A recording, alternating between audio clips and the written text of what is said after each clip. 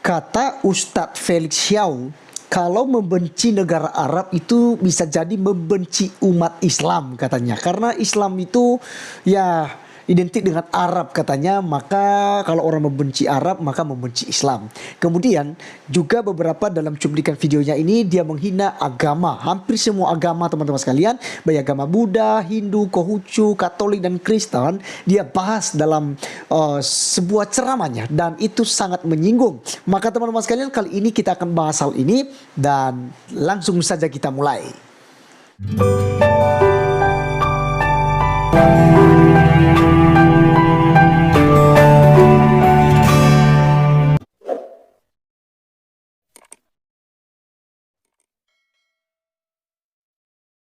Salam teman-teman sekalian, berjumpa kembali dengan saya Arif Guler di channel TV Laskar Kristus ini. Ini channelnya kita bersama. Jangan lupa dukung dengan cara subscribe, like, dan komen serta share video-video daripada channel ini.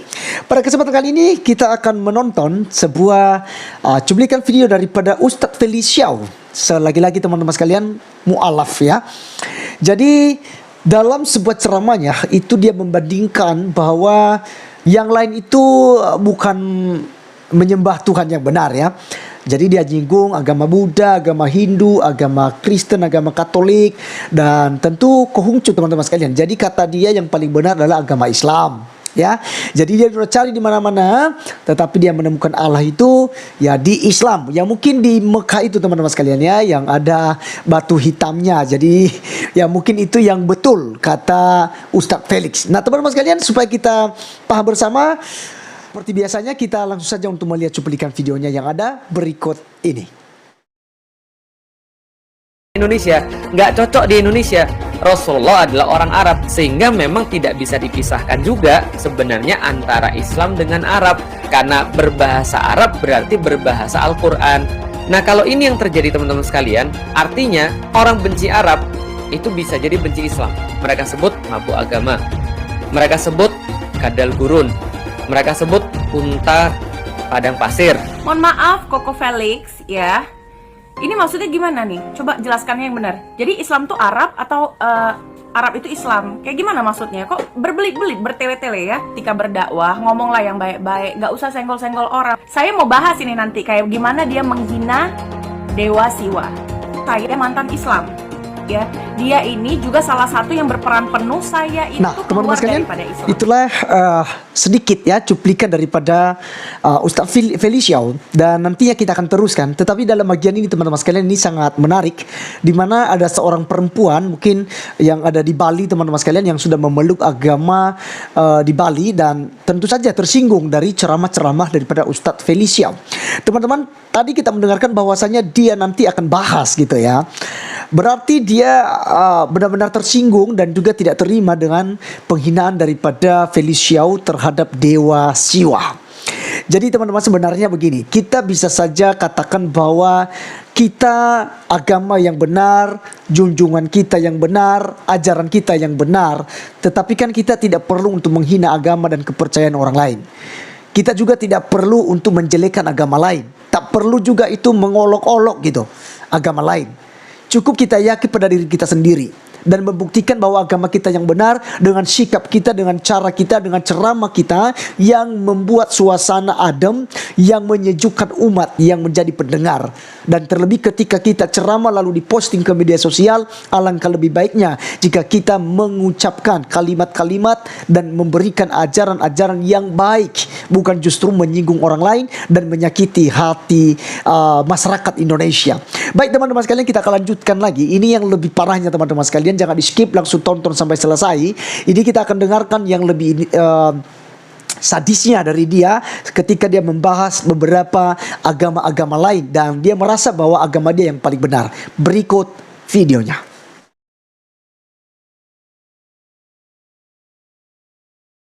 Ini bukan Tuhan nih. Lah kenapa? Makanya ada dua, mulutnya ada satu. Berarti dia perlu makan dong. Bukan Tuhan ini pastinya. Lah kenapa? Makanya bukan Tuhan.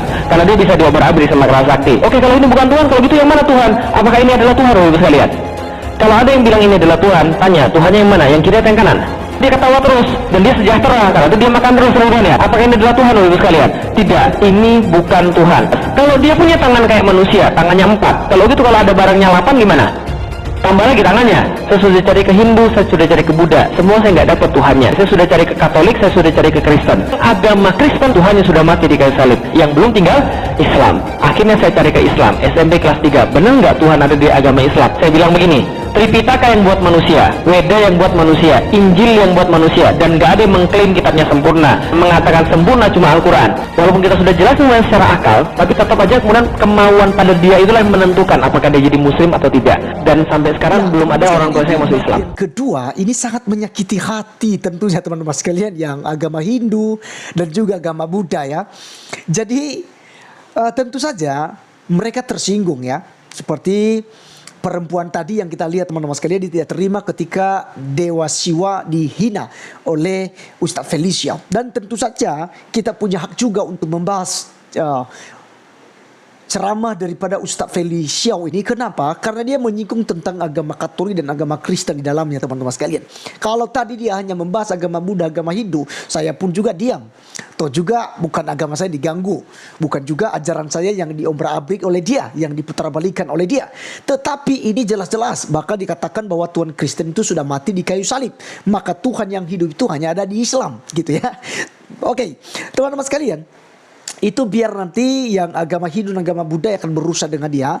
Tetapi saya mengambil bagian di sini untuk meluruskan ya apa yang disampaikan oleh Ustadz Felicia tentang Katolik dan juga Kristen Protestan ya. Jadi teman-teman saya begini, agama Kristen katanya itu Tuhannya sudah mati di kayu salib, sementara Tuhan dari Islam itu masih hidup gini. Sampai pada detik ini juga para ulama, para ustadz tidak bisa membuktikan tentang keberadaan daripada Tuhannya gitu ya. Jadi sosok Tuhannya itu seperti apa gitu. Ya karena dia tidak bisa diserupakan dengan siapapun gitu. Bahkan ketika Nabi Anda saja Felicia untuk mendapat wahyu katanya itu dari Jibril, itu hanya sosok gitu ya. Dan yang dikatakan oleh Tuhan di dalam Al-Quran itu ya hanya sosok kami gitu. Ya kami di sini kita tidak tahu siapa, apakah malaikat ataupun Tuhan, ya Tuhan yang mana gitu. Karena sosok kami itu banyak teman-teman sekalian ya. Berbeda dalam kekristenan justru sangat jelas, sangat bisa dijelaskan gitu. Ya, bagi orang-orang yang masih waras otaknya gitu, yang tidak sukanya menghujat, menghina, menistakan gitu ya. Baik teman-teman sekalian, apakah Tuhan kita sebagai orang-orang Kristen, baik Katolik maupun Kristen Protestan, sudah mati di kayu salib? Nah ini dia yang seringkali saya jelaskan, bahwa orang-orang Islam ini, para ulama, para ustadz, apalagi para mu'alaf ini, seringkali menuduhkan bahwa Tuhan kita mati di kayu salib. Ini udah berulang kali kita berikan jawaban. Tuhan tidak pernah mati. Yesus Kristus ya harus dipahami dengan baik. Bukan kita pahami dia dari sisi kemanusiaan saja. Karena Yesus tidak seperti manusia biasa. Bahkan Yesus satu-satunya yang tidak pernah berbuat dosa gitu ya. Dalam keadaannya manusia loh. Ya, tidak pernah. Bahkan Al-Quran juga membenarkan hal itu. Satu-satunya manusia yang tidak berdosa adalah Isa Al-Masih atau Yesus Kristus. Nah Ustadz Felicia ya sekali lagi, Tuhan Yesus atau Tuhan daripada Kristen tidak mati gitu, tidak pernah mati. Tapi apa yang mati? Biar kau dengarkan baik-baik dan juga pengikut Anda. Yang mati adalah manusianya. Karena ada dua natur yang ada dalam diri Yesus, natur manusia dan natur ilahi. Natur manusianya inilah yang mati, kedagingannya inilah yang mati. Di video saya sebelumnya teman-teman sekalian, waktu saya jawab Ustadz siapa yang saya jawab, jadi saya katakan bahwasanya bahkan kalau seandainya natur kealahan yang ada pada, yang telah menyatu pada tubuh manusianya Yesus, Yesus tidak akan bisa mati di kayu salib. Bahkan disiksa, dia dipaku bagaimanapun, dia tidak akan bisa mati. Tetapi karena ilah atau kealahannya itu meninggalkannya, ya itulah baru dia bisa mati. Tetapi tidak mati selamanya. Dia bangkit pada hari yang ketiga. Jadi jangan mentok dong bahwa Tuhan itu mati dalam ini. Sebenarnya bukan Tuhan mati ya. Saya jelaskan. Mati dalam keadaannya manusia. Jangan mentok di situ. Karena Yesus bangkit pada hari yang ketiga.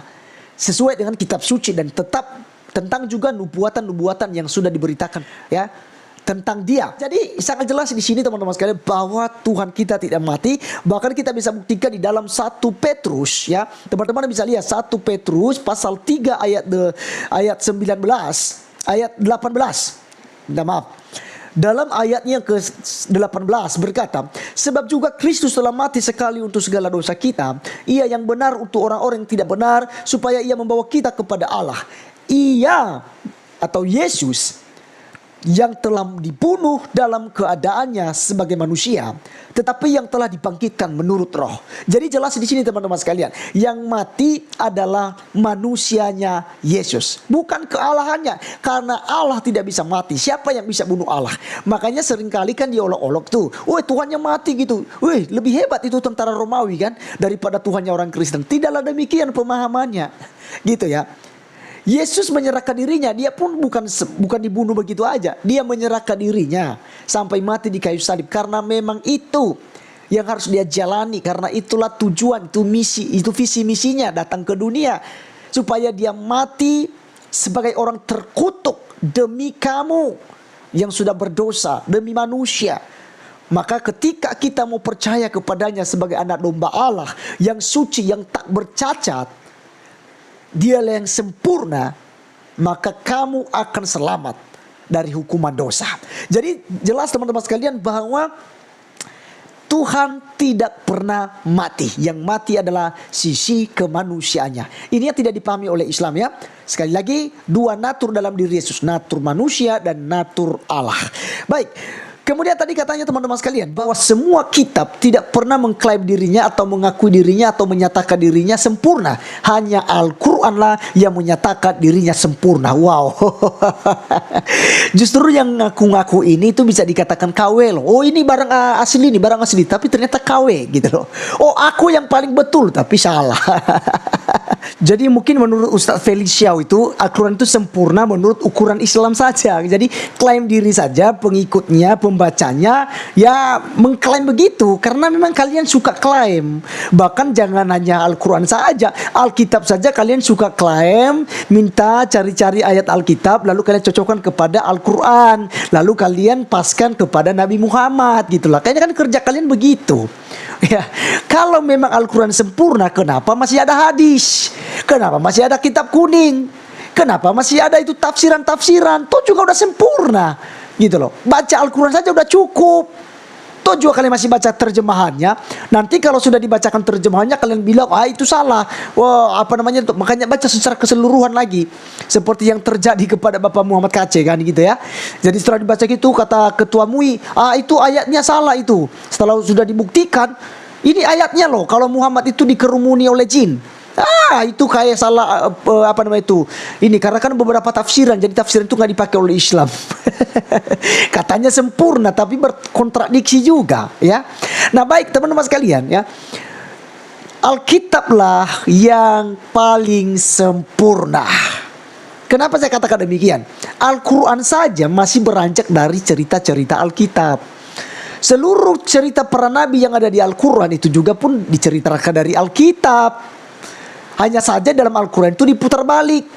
Saya kasih contoh teman-teman sekalian. Seperti ibunda daripada Yeshua Mashiach atau Isa Al-Masih dalam Al-Quran. Dikatakan ibu daripada Isa Al-Masih adalah Maryam. Nah Maryam ini yang dimaksudkan oleh Al-Quran adalah saudara Musa dan Harun. Sejak kapan Maryam satu zaman dengan Yesus? Sejak satu zaman dengan kelahiran daripada Tuhan Yesus Kristus ini. Itu ribuan tahun jaraknya. Itu yang pertama teman-teman sekalian ya. Itu kesalahannya. Jadi tidak sempurna itu Al-Quran. Itu jangan klaim diri sendiri Ustaz Feliciao. Yang kedua, tentang cerita orang tua daripada Maryam yang dimaksud oleh Al-Quran. Katanya Maryam ini punya mama yaitu Hana. Hana waktu itu katanya itu tersakiti dengan ya istri kedua daripada suaminya itu karena punya anak. Hana tidak. Akhirnya dia datang ke bait Allah, berdoa, ada Imam Eli, bahkan dianggap seperti orang mabuk padahal bukan orang mabuk. Lalu dia menyampaikan hajatnya dengan Tuhan dengan meminta seorang anak laki-laki.